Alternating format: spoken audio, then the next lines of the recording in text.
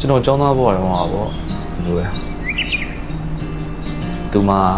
သဘောတရားရဲ့အလှတရားတွေအကြောင်းကြပြလေးတွေကိုအမြဲဆက်လေးရှိတယ်ကျွန်တော်ကတော့သူမရေးတဲ့စာသားလေးတွေကိုဘယ်တော့မှမယူနိုင်ခဲ့သလိုသူမရွပြတဲ့ကြပြလေးတွေကိုနားထောင်ရင်တယောက်နဲ့တယောက်အကြည့်ချင်းဆုံခဲ့ရတဲ့အချိန်တွေဟာခုချိန်ကြီးရင်ထဲမှာလက်ဆက်နေတော့မယ်အဲဒီတော့ကသူမရဲ့လေးလက်လာလေးနဲ့ရေးထားတဲ့ကြပြစာသားလေးတွေဟာကျွန်တော်တို့ကအချစ်သက်တွေတစ်ခုပါပဲအချိန်တွေအတော်ကြာခြားတော့ခဲ့ပြီးမှလူကြီးတွေဖြစ်လာလို့ဘဝမောတွေကြားမှာအဆက်အသွယ်တွေဝေးသွားခဲ့ကြပြီမယ်ဒီနေ့မှာတော့ကံကြမ္မာပြန်ဆောင်ပေးခဲ့ပြီလေအချိန်ကြာကြီးမှပြန်တွေးကြရမှာဆိုတော့